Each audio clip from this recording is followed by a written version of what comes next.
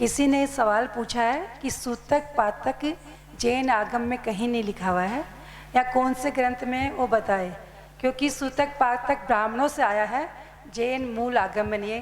कृपया जिज्ञासा का समाधान कीजिए और ग्रंथ का नाम भी बताइए। देखिए, एक बार मैंने दिल्ली कुंद भारती से निकला हुआ एक कोई प्रमाण सहित पुस्तक को देखा। उसमें लिखा था, अब मैं ढूंढ के बताऊंगा, नाम मुझे याद नहीं आ रहा है, पुस्तक का नाम नहीं आ रहा, लेकिन वहाँ पर जो कुंद भारती में रहने वाले आचार्य थे उनकी समाधि हो चुकी है, लेकिन विशेष उनका अच्छा नाम चलता है और सब जानते हैं। वे भी आचार्य देशभूषण महाराज के शिष्य थे और उनने उसका संपादन या जो भी किया उनके उनका आशीर्वाद रहा और उन्होंने स्वयं ही लिखा है, मुझे तो ऐसा ही ध्यान है। और उस पुस्तक में जब मैंने देखा था कि जो सूतक पातक को नहीं मानता वह मिथ्या दृष्टि होता है, ये प्रमाण सहित लिखा था। मैंने कई लोगों को बताया है, अब उसका मैं नाम वगैरह ढूंढूं बाद में बताऊं। तो यह सत्य बात, ये कई श्रावकाचार ग्रंथों में तो इसका वर्णन है, क्योंकि ये रक्त का संबंध है और मोह से इसका नाता जुड़ा हुआ है और इससे काफ़ी लाभ भी हैं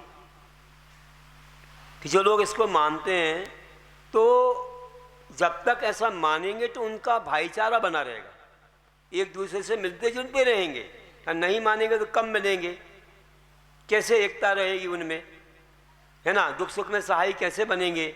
आज जन्म मरण में मिलते हैं जुलते हैं तो उनकी एकता बनी रहती है, एक दूसरे की सहायता देते हैं करते हैं, तो ये एक व्यवहार बना रहता है। और उनको मोह जो रहता है उसके जाने से जो दुख भी होता है, कई बार खुशियाँ होती हैं, इस मोह से भी इसका संबंध जुड़ा हुआ है।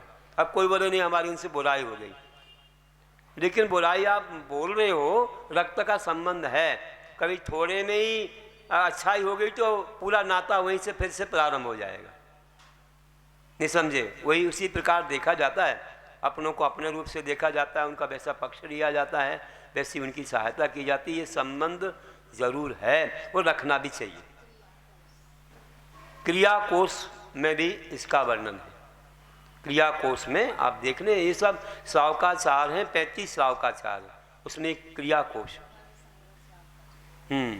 और भी एक धर्म संग्रह श्रावकाचार भी है, उसमें भी आपको मिल जाएगा।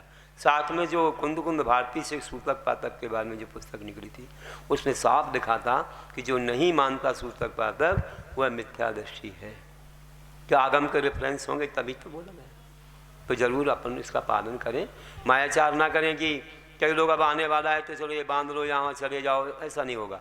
आपको पालन करना चाहिए, ऐसा नहीं करना चाहिए। हाँ, मालूम नहीं पड़ा है, लग गया तो अलग बात है, लेकिन कोई अनुष्ठान आप करने जा रहे हो उसमें भाग लेना है, इससे बचने के लिए नहीं, अनुष्ठान में भाग लेना है। अब वो आएगा तो अनुमान नहीं आएगा, नहीं आएगा किसको मालूम है, तो फिर वो बंध जाता है, तो वहाँ जाओ नहीं, वहाँ भोजन नहीं करो, नहीं लगता है। आप उस घर में जाएंगे भोजन करेंगे तो लग जाएगा, ये भी है। महाराज जी, पीढ़ी कहाँ से चालू होती है? अब ये सब बातें एक ही दिन में मत पूछो, अभी समय हो गया, किसी ने पूछा है। अभी हमको जाना है। पीढ़ियाँ के बारे में एक चार्ट भी है, चार्ट है एक, तो वो पीढ़ियाँ चलती जाती हैं। तुम्हारे दादा, उन दादा के भाई, जैसे वहाँ ये चल रही वैसे वहाँ भी चलती है, फिर आगे आगे चलती चली जाती है। पीढ़ियाँ एक के बाद गिनते चले जाओ।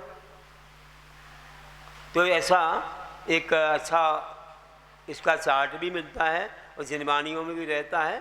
आप बड़े लोगों से थोड़ा पूछें, अगर आप समाज में रहते तो बूढ़े बुजुर्ग लोग तो इतना जानते इसके बारे में, ऐसा कोई नहीं है कि जिनके घर में बड़े बूढ़े नहीं हैं, सब बताते हैं। और ये 4 पीढ़ी तक नियम से समान ही सूतक पातक लगता है, इसके बाद थोड़ा थोड़ा कम होता है। ये सवाल मेरा नहीं है, किसी ने पूछा है, मेरा हो चाहे किसी का हो, लेकिन उनको इन चीज़ों का ज्ञान अपने घरों में मिलता है, बड़े बूढ़े लोग सब जानते हैं।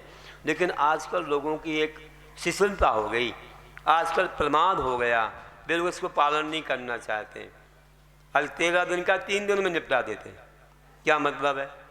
उसी से चलोगे तो शुद्धि रहेगी अच्छे से, नहीं तो अभिशुद्धि और सब कम हो जाएगी। इसलिए पूरा पूरा अच्छे से पालन करना चाहिए। नमोस्तु बोलिए महाराज जी। महावीर भगवान को।